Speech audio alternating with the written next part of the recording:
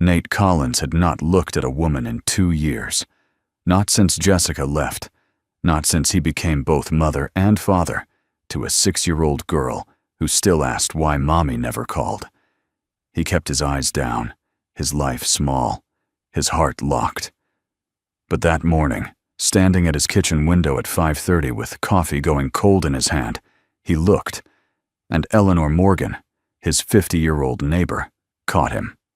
She did not flinch, did not cover herself.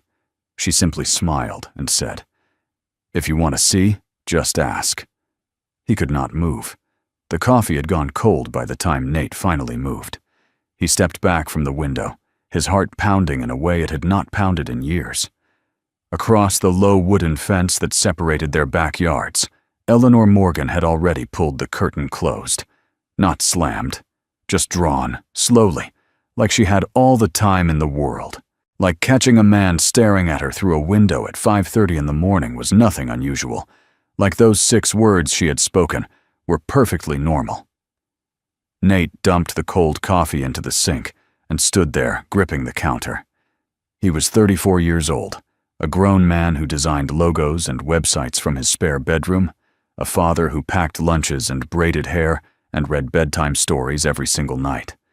He had no business looking at anyone. He had no business wanting anything for himself. That part of his life ended 2 years ago when Jessica packed a suitcase, kissed Lily on the forehead, and drove away with a man named Derek from her accounting firm. She did not fight for custody. She did not call on birthdays. She simply vanished, leaving Nate to explain to a 4-year-old why Mommy was not coming home.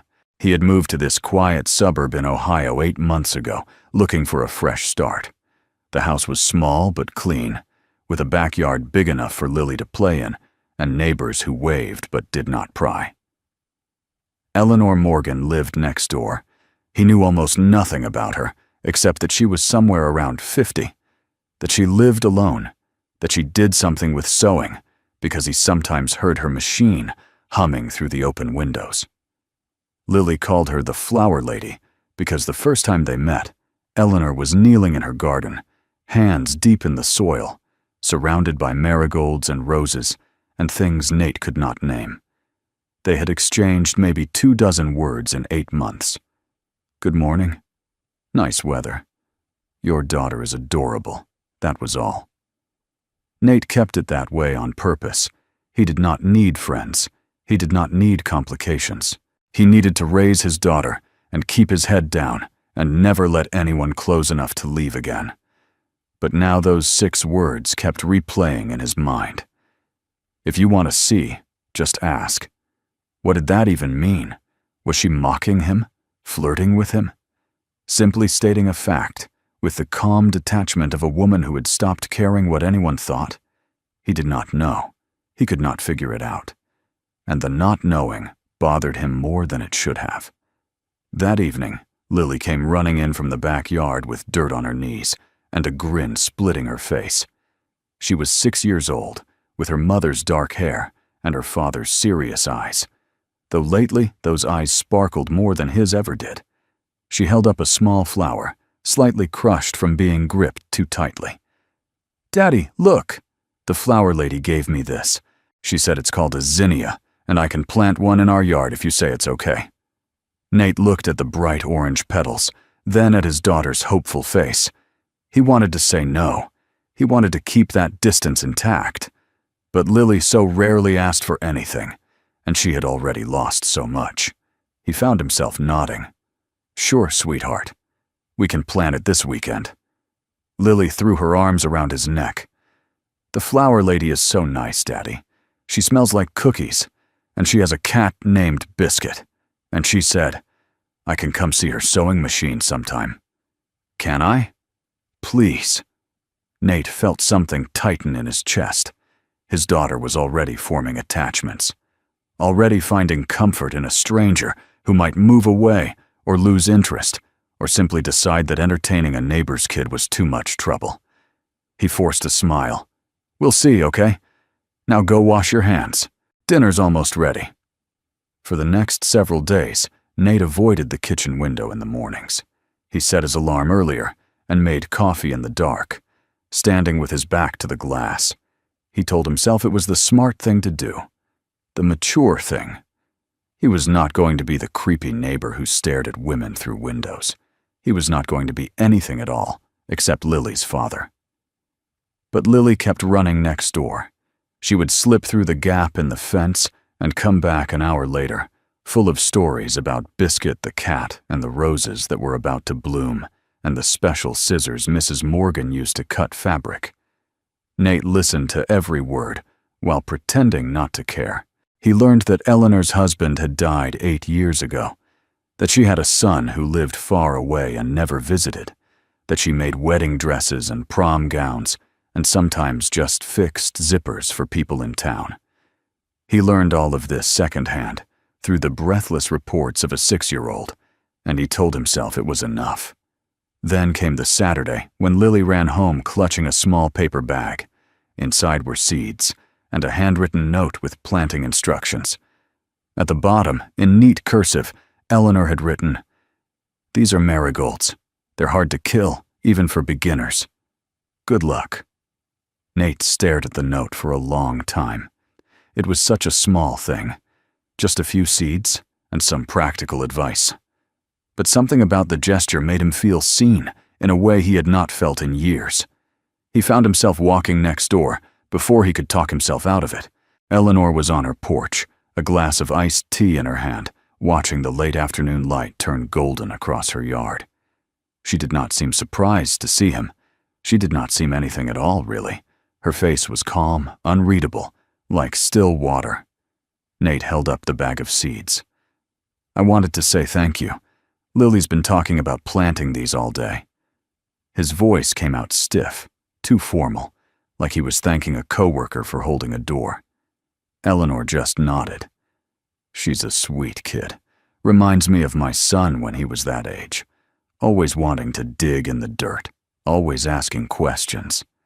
Something in her voice shifted when she mentioned her son. A flicker of something that looked like loss, quickly smoothed over. Nate recognized it because he saw the same thing in his own mirror every morning. The look of someone who had learned to live with absence. He should have left then, should have nodded politely and gone back to his side of the fence. Instead, he heard himself asking, "How long have you lived here?" Eleanor took a sip of her tea. 23 years. Moved in right after Richard and I got married. He died 8 years ago. Cancer. The slow kind, where you have time to say goodbye, but it doesn't make it any easier. She said it plainly, without self-pity, like she was describing the weather. Nate did not know what to say, so he said the only true thing he could think of. "I'm sorry. That sounds hard." Eleanor looked at him then, really looked, and something in her gaze made him feel like she could see straight through to the broken parts he kept hidden. "Everything worth doing is hard," she said. "That doesn't mean you stop doing it." They stood there in silence for a moment that stretched longer than it should have. The evening air was warm and smelled like cut grass and something floral from her garden. Nate felt the distance he had so carefully maintained beginning to crumble, and it terrified him. He cleared his throat. "Well, thanks again for the seeds. Lily really appreciates it." He turned and walked back to his own yard without waiting for a response. That night, after Lily was asleep, Nate sat on his back porch with a beer he did not really want. The lights were on in Eleanor's kitchen. He could see her shadow moving behind the curtains, ordinary and unremarkable, and yet he could not look away. He thought about what she had said. Everything worth doing is hard. He thought about the way she had looked at him, without judgment, without expectation. He thought about her voice that morning, calm and direct. "If you want to see, just ask." For the first time in 2 years, Nate felt something stir beneath the numbness. It scared him more than anything had since Jessica left, because wanting things meant risking things, and he had a 6-year-old daughter who could not afford to watch her father fall apart again. He finished his beer and went inside, locking the door behind him. But even as he checked on Lily, even as he brushed his teeth and climbed into bed alone, he could not stop thinking about the woman next door. and for the first time since moving here, he caught himself smiling in the dark. That scared him most of all. The weeks that followed settled into a rhythm Nate had not expected. Lily continued slipping through the gap in the fence almost every afternoon, and Nate stopped pretending it bothered him.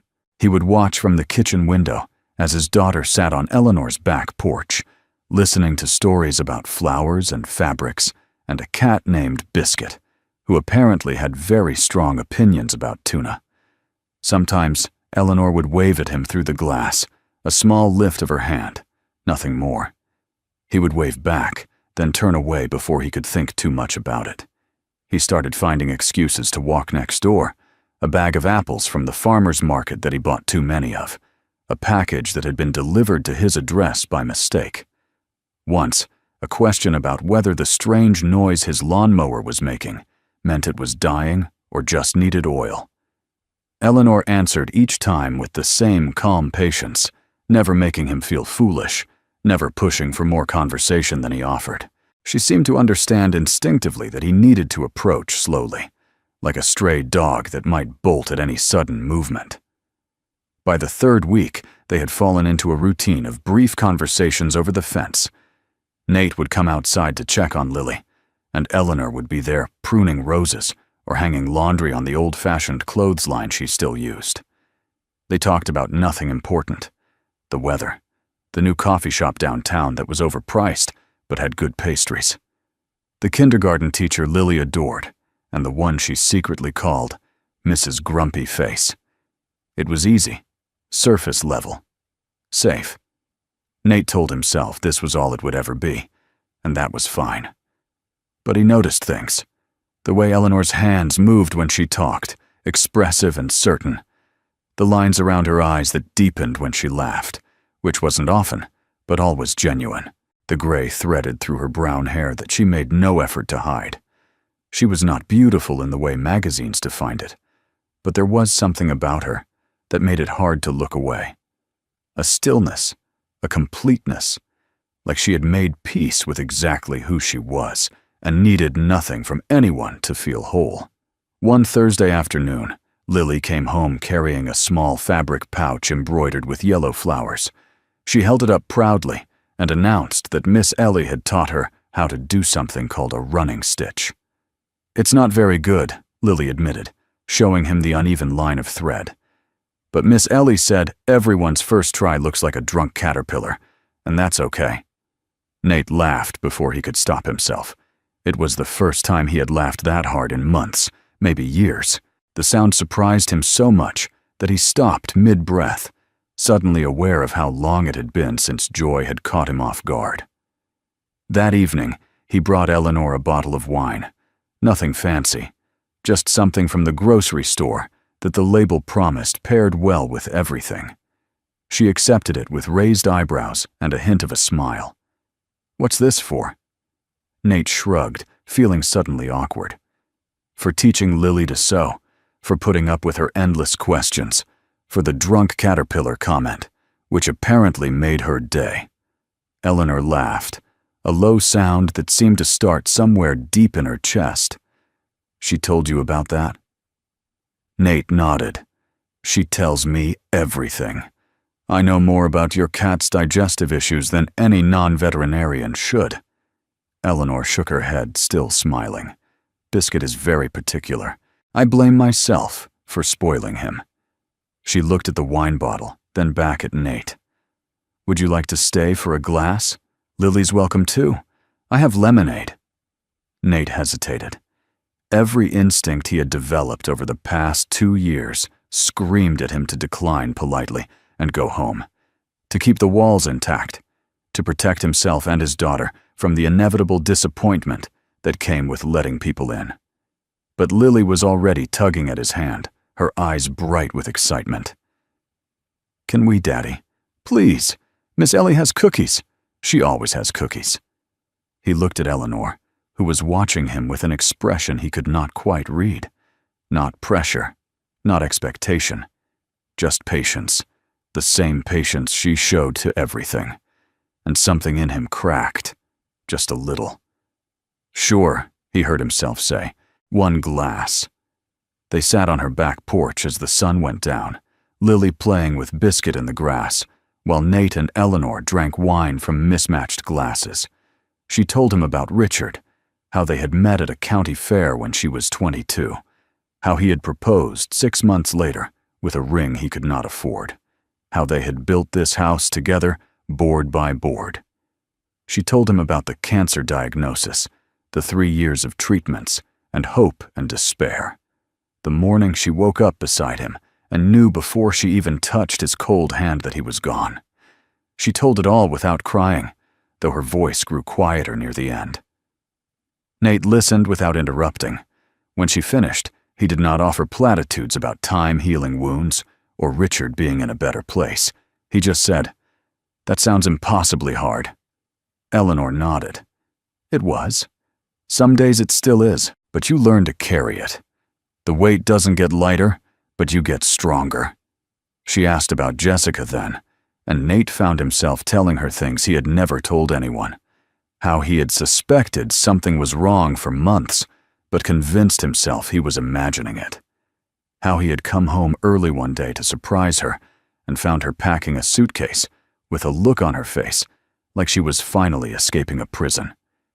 How she had not even argued when he asked if there was someone else. She had just shrugged and said, "I was never meant to be a mother, Nate.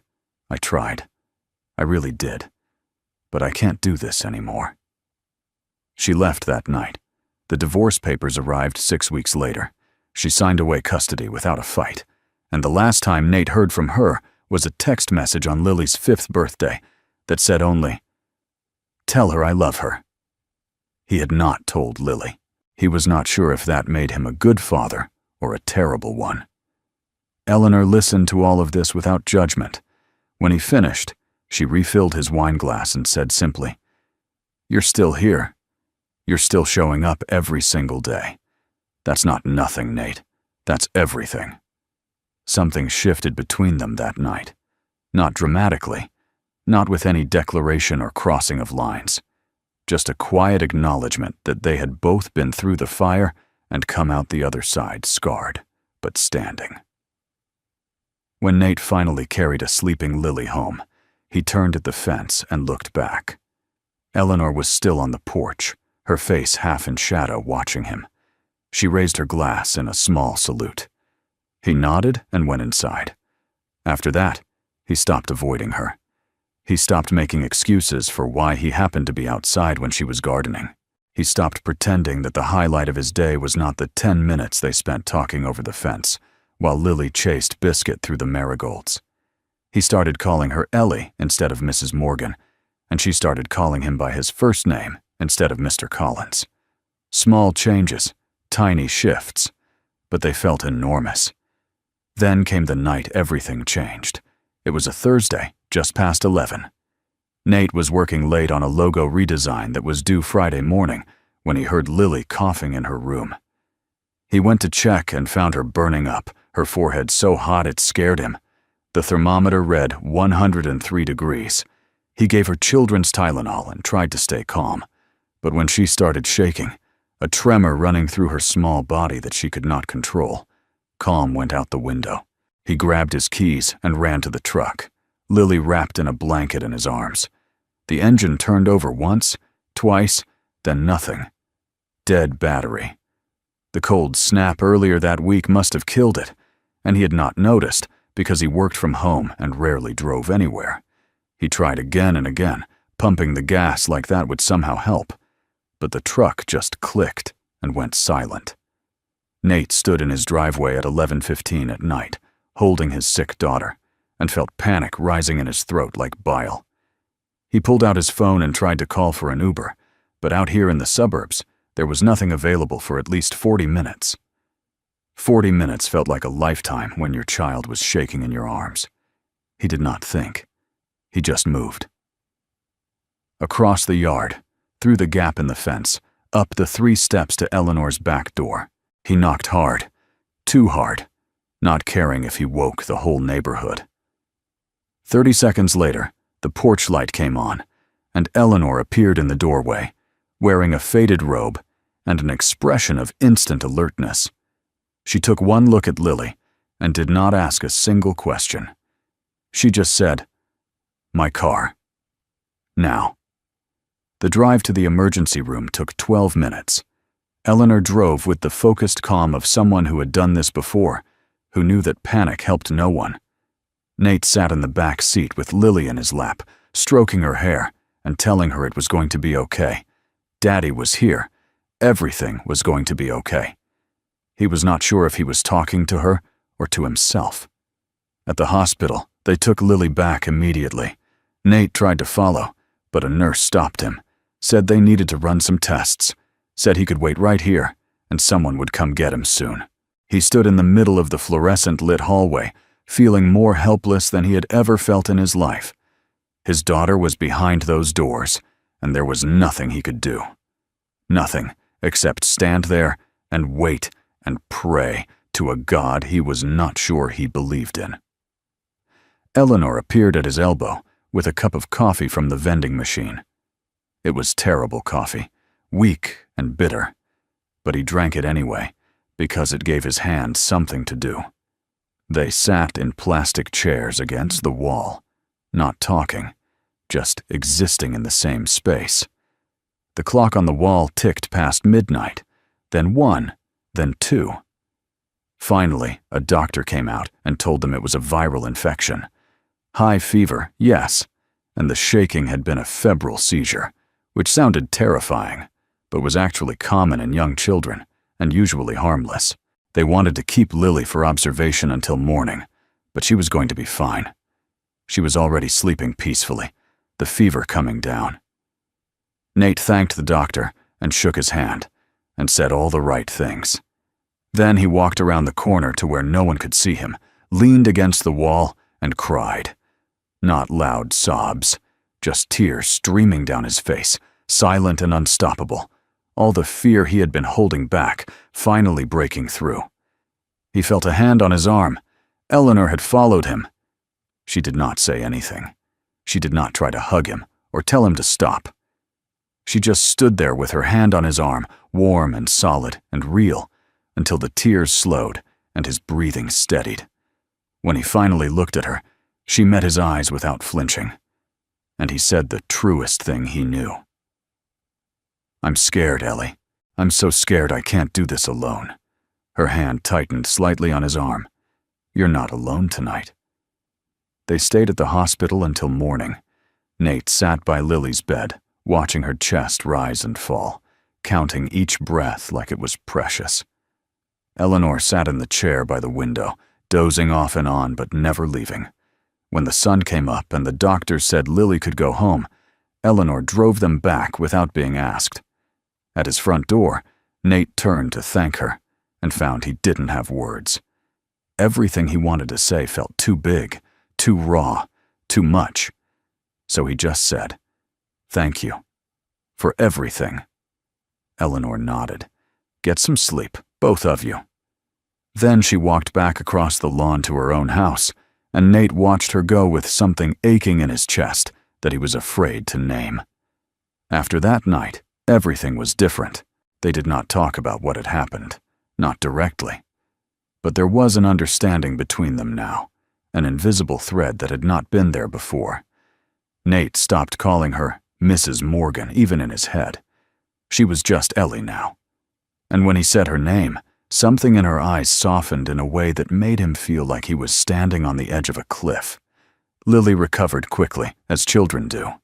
Within a week, she was back to her old self, running through the gap in the fence every afternoon, coming home with stories about biscuit and flowers and the new dress Ellie was making for a bride in Columbus. But something had shifted in her, too. She started calling Eleanor Miss Ellie, with a possessiveness that had not been there before. She drew pictures of the three of them together. She asked, one night at dinner, if Miss Ellie could come to her school play next month. And then she asked the question that stopped Nate's heart. They were sitting on the couch reading a bedtime story when Lily looked up at him with her mother's dark eyes and said, "Daddy, can Miss Ellie be my grandma?" Nate felt the words hit him like a physical blow.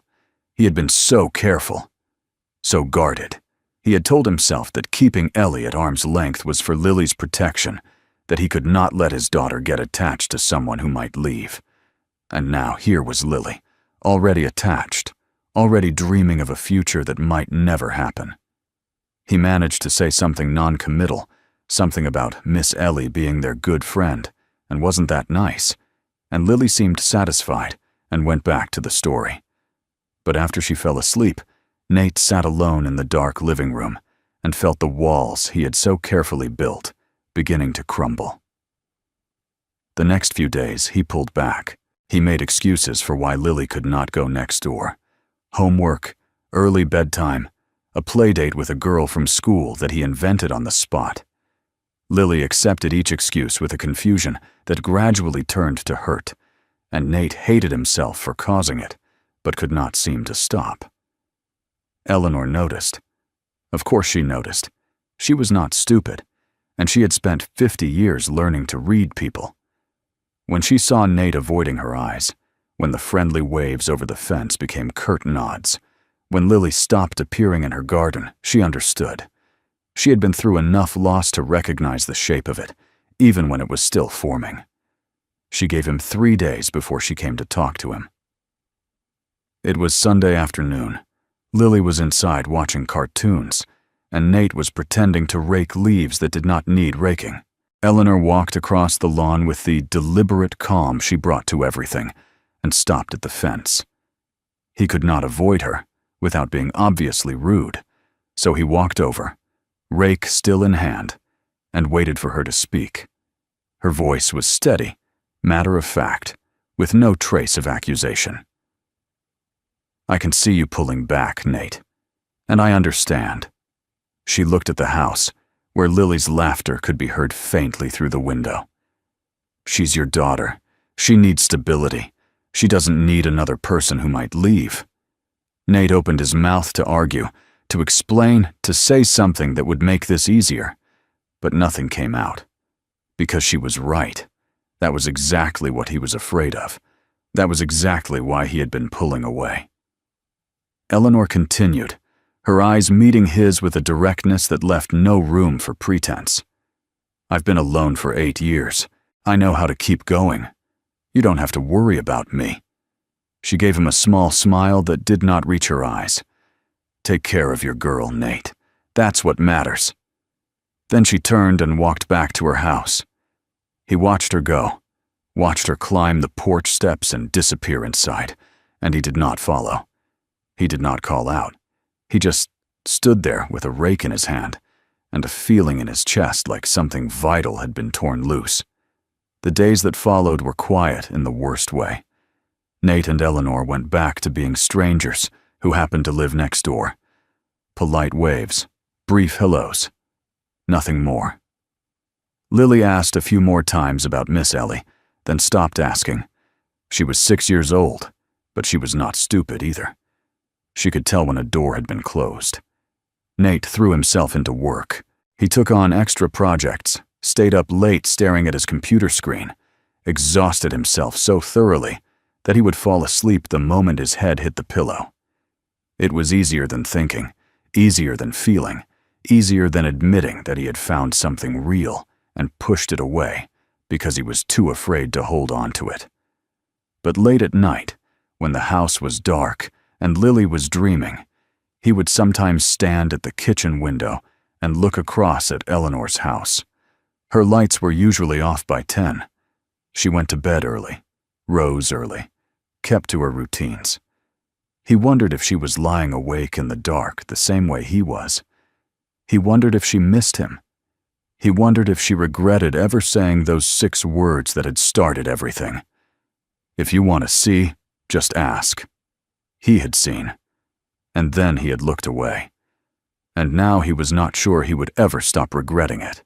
2 weeks after Eleanor walked away from the fence, Lily came home from school with a homework assignment. She was supposed to draw her family and bring it for show and tell the next day. Nate sat with her at the kitchen table, watching as she pulled out her crayons and got to work with the intense focus only a 6-year-old could muster. She drew herself first, a small figure with a pink dress and yellow hair that looked nothing like her actual dark curls. Then she drew Nate, tall and brown-haired, standing next to her with a smile that was really just a curved line. He watched her work, expecting her to stop there. 2 people. Their family. Complete.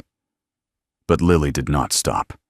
She picked up a gray crayon and started drawing another figure off to the side. This one was shorter, with gray hair and a dress covered in tiny flowers. Next to this figure, she drew what looked like orange and yellow circles. Marigolds. Nate's chest tightened as he watched her add the final details. When she finished, she held up the paper proudly. "See, Daddy? That's us." Nate pointed to the figure with the flowers. "Who's that, sweetheart?" Lily looked at him like the answer was obvious. "That's Miss Ellie. She lives next to us." Not Grandma, not Mommy, not anything with a label or an expectation. Just Miss Ellie. She lives next to us. Nate stared at the drawing for a long time. His daughter had not drawn Jessica. She had not drawn the mother who left without looking back. She had drawn the woman who taught her to sew, who let her play with Biscuit, who sat in a hospital waiting room all night, because that was what you did when someone needed you. After Lily went to bed, Nate sat on the couch with the drawing in his hands. He thought about all the walls he had built over the past 2 years, the careful distance, the protective silence. He had told himself it was for Lily's sake, that he was shielding her from disappointment and loss. But looking at this drawing, he realized the truth. He was not protecting Lily. He was protecting himself. And in doing so, he was teaching his daughter that love was something to fear rather than something to reach for.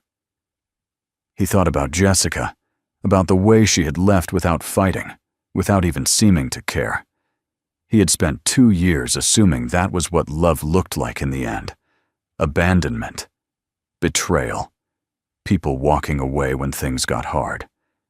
But Eleanor hadn't walked away. She had stepped back because she thought it was what he wanted, because she was trying to protect him even at the cost of her own loneliness. Everything worth doing is hard. That was what she had told him that first evening on her porch.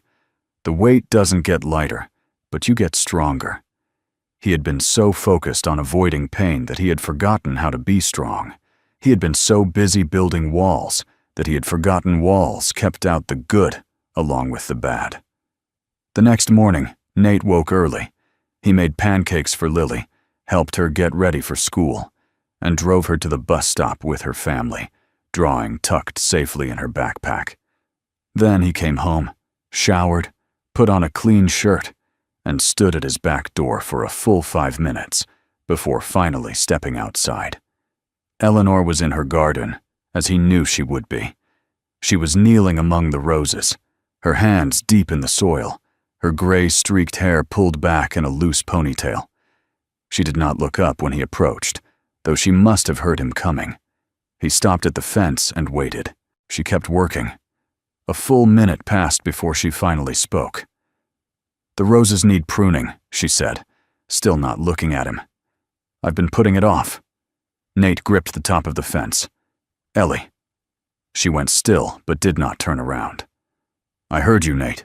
You don't have to say anything. I understand." He shook his head even though she could not see it. "No, you don't. Because I didn't understand either. Not until last night."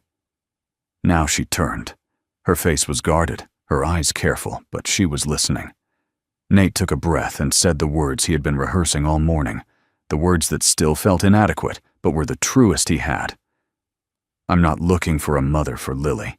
She has a mother, even if that mother chose to leave. And I'm not looking for someone to fix what's broken in me, because I don't think that's how it works." He stopped, gathered himself, and continued. "I'm looking for someone who wants to stay.